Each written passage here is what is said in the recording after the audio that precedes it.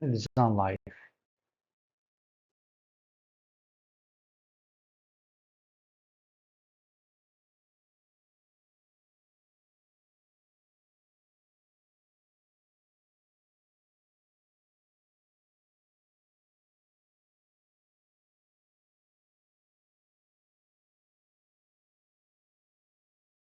All bearings have a finite life, and eventually it's going to fail due to the fatigue because of the high contact stresses.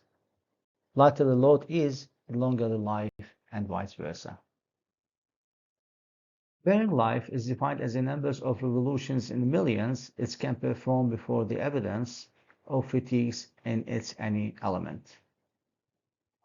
The relationship between the load P and the life L is given by the equation 14.1, where the K value is equal to 3 for the ball bearings or 3.33 for the roller bearings. For the C value to be determined, the manufacturer's data can be now used for the bearing selection, specifically to select the bearing geometry and other important parameters. 14.3 present the bearing selection data for a single row V-groove Konark type ball bearings. In this table, we can find the different bearing numbers against the normal bearing dimensions, preferred shoulder diameters, the bearing weight, and the basic static load rating, the CO, and the basic dynamic load rating, C. Updated and extended table 14.3 version is presented in the following slides.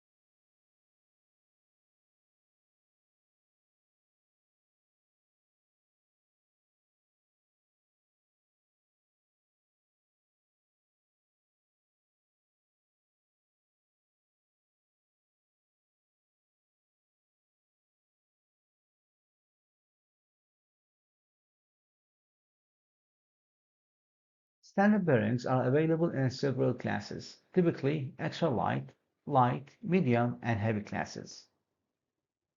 The design differ in the size and number of the loading carrying elements like the balls or rollers in the bearing.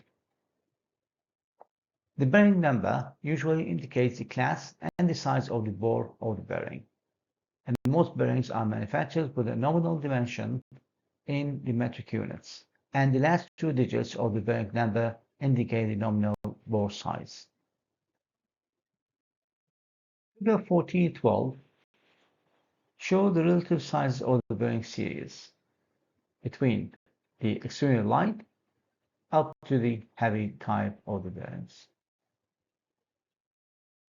In example 14.1, we are going to apply the equation 14.1 to find the L10 life of the bearing. So in this example, we have a catalog list for the basic dynamic load rating for the ball bearings to be equal to 31,358 Newton for a rated life of 1 million revolution. What will be the expected life, L10, of the bearings if it was subjected to a load of 15,568 Newton? So from the question parameters, we can find the P1, the L1, and the P2. We're going to recall the equation 14.1, and then we're going to use our parameter predefined earlier to be the P1, which is equal to the C value, is equal to 31,358 Newton, where the L1 is equal to 10 million revolution. For the P2 is known to be 15,568 Newton, and the L2 is unknown. Now, next step is going to be substitute this parameter in the equation with the K value to be equal to 3 for the ball bearing, and we're going to get the value of the L2 by rearranging the equation to be equal to 8.1 million revolution. Continue with the design life. With the design life load, PD, and the design life LD to be specified from previous step, the relation is going to be as following. The LD is equal to the C value divided by the P up to the power K multiplied by million. Therefore, the required dynamic load rating C can be determined by rearranging this equation as following. For a specified design life in hours and known speed rotation in RPM, the number of the design revolutions for the bearings could be calculated with the following equation. The LD is equal to the H multiplied by the RPM multiplied by 60 minutes per hour, and this will give you the number of the revolution we have for the design life. The recommended design life for a bearings is shown in the table 14.4. So depending on the application, we can have a different design value for the L10 in hours. So we can see that starting from the light applications, like for example, the domestic appliances, the instrument, the medical apparatus, we're looking for design life to be anything between 1,000 to 2,000 hours. If I get to go for more complicated applications, like for example, the agriculture equipments, the hoist and the construction machines, the life will be increased to be between 3,000 to 6,000. For critical equipment that require to have continuous 24 hours operation, like the power plant or the shiver drive, then the design life will be varying anything between 100,000 to 200,000 hours. Applying that in an example. So the example 14.2 is on bearing life. We need to compute the required basic dynamic load rating C for ball bearings to carry a radial load of 2,891.2 Newton from a shaft rotating at 62.82 radian per second. That is a part of the assembly conveyor in manufacturing plan. So from the table 14.4, we're going to select the design life to be 30,000 hours. Then we can calculate the LD to be the H multiplied by the RPM multiplied by 60 minutes per hour, and this will give me the life of the design life and revolution. Now we can call from the question that we already have the RPM value to be 600 RPM. We know that the H value is going to be the 30,000 hours we got from the table. Then we can simply do the calculation here, and we will get that 30,000 multiplied by 600 multiplied by 60 minutes per hour. We will get that the LD is going to be equal to 1.08 multiplied by 10 up to power 9 revolution. Now we can use this value with the known value of the PD in order to find what will be the C value. So the PD from the question was given to be 2,891.2 Newton. The LD now is calculated to be 1.08 multiplied by 10 up to power 9, then divided by 1 million. Using the K value to be equal to 3 for the ball bearings, and I'm going to find that the answer for the C, or the dynamic load rating, is going to be 29,668 Newton. Note that the rated life of 1 million revolution will be achieved by the shaft rotating at 333 RPM for 500 hours. If the actual speed or desired life is going to be different from these two values. The speed factor Fn and the life factor Fl can be determined from the chart.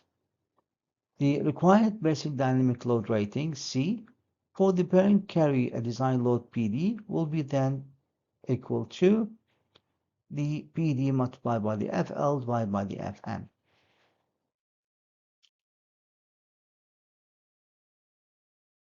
The life and the speed factors for the ball and roller bearings are presented in the figure 1412 from the older version of the textbook.